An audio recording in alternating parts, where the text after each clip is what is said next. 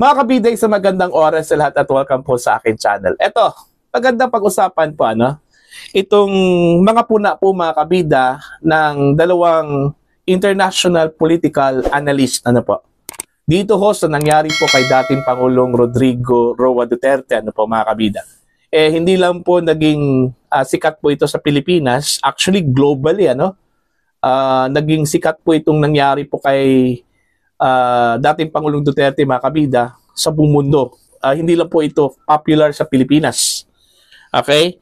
Dito po sa post po mga kabida ng Malaysia Kini, isa pong online news outlet po ng Malaysia, nakabase po ito sa Malaysia, no? Ito po yung kanilang headline. Ito. Duterte arrest due to Manila internal feud, not Rome Statute, analysts. Okay?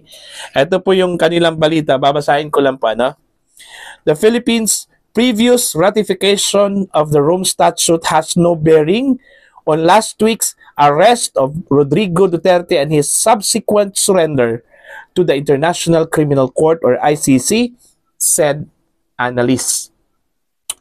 They believe the ICC's success in getting custody of the former Philippine president was only due to the country's internal political struggle instead of the court's power.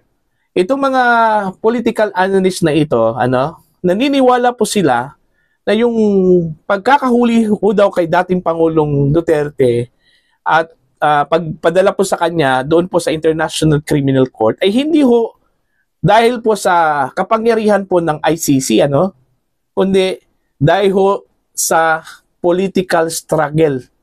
Okay? Dito ho sa Pilipinas. Nakakahiya yun, di ba? Mantakin nyo mga kabida, outsider po, meron pong ganitong klaseng puna, Okay? Eto, babasahin ko po yung isa sa mga political analyst po na pumuna po dito mga kabida. This has mostly to do with the Philippines' domestic political tussles, which pits the president against the vice president, whose father, the former president, was the subject of the extraordinary rendition. Okay? Said O.E. Sun. Ito pong si O.E. Sun, naniniwala po na yung nangyari po kay Digong was an extraordinary rendition. Yan na rin yung palagi nating naririnig, Lalong-lalo na po kay Vice President Sara Duterte, na yung kanya hong ama ay biktima po ng extraordinary rendition. Alright? Ito po. Kung nagtatanong po kayo kung sino po itong si O.E. Sun, okay? Ito pong si O.E. Sun is a senior fellow of the Singapore Institute of International Affairs, was referring to Philippine President Ferdinand Marcos Jr. and his Vice President Sara Duterte, the daughter of Rodrigo. Kung yung power struggle na ito, yung awayan po, bangayan po ng Vice Presidente at ng Presidente, ang tinutukoy po dito mga kabida ni O.E. Sun ay ito pong si President Marcos at si Vice President Sara Duterte. Okay, ito. So of course, the power that be in the Philippines made convenient use of the arrest warrant and willingly complied with it to extradite Rodrigo Duterte to The Hague, he added. Similarly, ito na po, pangalawang political analyst po ito, Similarly, geostrategist Azmi Hazan said, Manila could have ignored the court's warrant on Rodrigo regardless of its status in the ICC.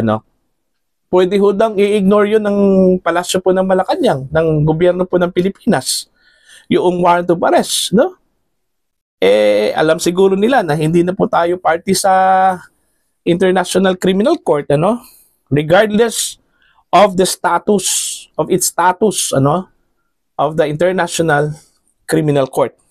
Okay, however, the warrant was honored by Philippine authorities only because of Marcos' political interest. Mantakin nyo, napakabigat po itong sinabi po ni Azmi mga kabida, because of Marcos political interest. Ito na po. Binigay po itong si Digong, okay, ng ating mga otoridad doon ho sa International Criminal Court at hindi ho dahil sa kapangyarihan po ng ICC. Ano?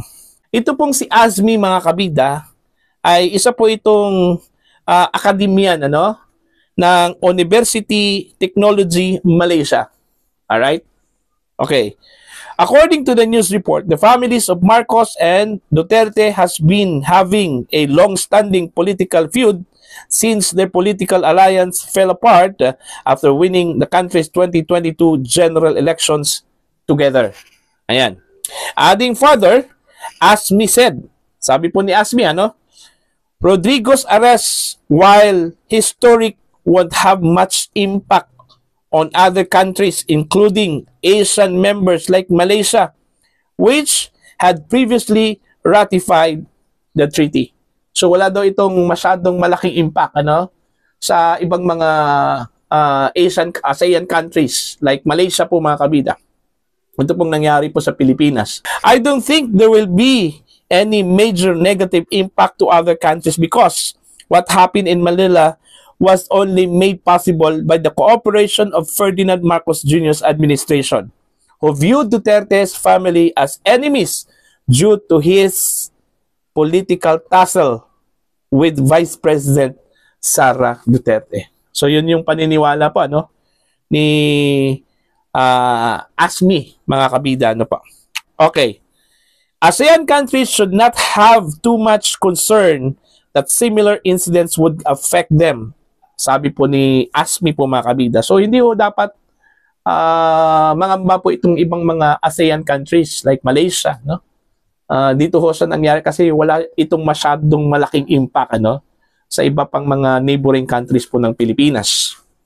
Okay. The Rome Statute is a treaty that lays the foundation for the establishment of the ICC. It sets out the court's jurisdiction over genocide, crimes against humanity, war crimes, and the crimes of aggression. For the record, the Philippines had become a party to the Rome Statute in 2011 but withdrew from it in 2019. Ito po, may isang political analyst din na medyo magkaiba yung kanyang pananaw po dito, mga kabida. Unlike ko dito kay Azmi na wala kong masyadong impact ito kung nangyari po kay Digong sa mga neighboring countries po ng Pilipinas like Malaysia. Okay, ito po. Si Awang Asman, Awang Pawi, okay?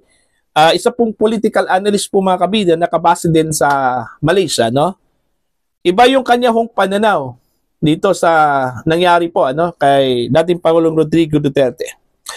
The University Malaysia academic said, ito po kay Awang Pawi, surrendering Rodrigo to the ICC would have wide implications for Southeast Asian countries, especially Malaysia, as it previously signed the instrument of accession to the Rome Statute of the International Criminal Court. Okay? This would set a precedent in this region and show the Southeast Asian countries can bow down to the power of international bodies like the ICC despite having withdrawn from the Rome Statute. Okay? So, ito pong sinabi po ni Awang Pawi po, mga kabida, may malaki po itong impact sa mga ASEAN countries. Itong nangyari po sa Pilipinas. Ito pong nangyari po kay dating Pangulong Rodrigo Duterte. Ito po ay nagpapakita lang po, mga kabida, na pwede palang mag-bow down yung isa pong bansa na kahit na po hindi po miyembro po ng isang international body like ICC, pwedeng mangyari yun, At ito po, ang nangyari po, mga kabida, sa Pilipinas, ay hindi na po miyembro po ng ICC, pero ang ginawa po ay isinurrender po ng gobyerno ng Pilipinas ito pong si dating Pangulong Rodrigo Duterte. Okay? This case can potentially be used as a precedent for other countries, including Malaysia, when dealing with cases of crimes against humanity. It will put pressure on government institutions and leaders. International NGOs and Western powers might also push Malaysia harder to take responsibility under international legal framework. Sabi po ni Awang Pawi. Ano po mga kabida? According to Awang Asman or Awang Pawi, the move taken by the Philippines has opened the door for the West to meddle in ASEAN internal discussion under the pretext of defending human rights. Okay? Yung gawing rason po mga kabida, yung human rights, no? Defending the human rights, pwede pong manghimasok po, ano? Kahit na hindi na po miyembro, kahit na po wala na pong jurisdiction, pwede pong manghimasok because of defending the human rights. Alright. Malaysia, he said, might face a similar risk as it previously ratified the Rome Statute. Actually, yung Malaysia po mga kabida, umalis na po ano, sa Rome Statute, sa International Criminal Court. Ito po ay nangyari po sa pamamagitan po ni dating Prime Minister Mahathir Mohamad, ano po mga kabida. Okay? Ito po yung sinabi po dito, ano, ginawa po ni Mahathir Mohamad po mga kabida. Okay? The government then led by Dr. Mahathir Mohamad, decided to cancel the ratification a month later following backlash that it would affect the sovereignty of Malay rulers. So, dahil doon sa possibility of backlash doon sa sovereignty, kasi ho, siguradong manghihimasok naman talaga yan kung meron pong gusto ho nilang arestuhin, no? Sa isa pong sovereign country like Malaysia. So, automatically, manghihimasok talaga yan. So, yung sovereignty po ng isang bansa, wala na po, no? So, yun yung dahilan kung bakit po nag-decide po itong Malaysia na umalis na lang po sa International Criminal Court. So, ito yung possibility po, ano? Sa nangyari po kay dating Pangulong Duterte dito sa Pilipinas, possibly magkakaroon po ng chilling effect yan sa ibang mga neighboring countries po ng ASEAN, ano, mga kabida. That's according to Awang Pawi, ano, isa pong political analyst po mga kabida based in Malaysia. So yun po, nakakahiya lang po kasi mantakay nyo mga banyaga po, ano, meron po puna sa atin, ano. Okay lang sana yung puna is because of our ignorance of the law. Okay? Yang masakit po dito, ang puna po ay dahil sa political interest po ng Pangulo, ano? Ito yung dahilan kung bakit binigay po natin ito pong sidigong, okay, doon ho sa International Criminal Court. Alright? So yun po. Para po sa inyong comments and opinion, you can comment down mga kabida. Sa mga hindi pa po subscribers sa akin channel, please subscribe. Just click the subscribe button. Click the notification bell. Click all para updated po kayo sa aking mga uploads. Maraming salamat po sa inyong lahat. God bless po mga kabida.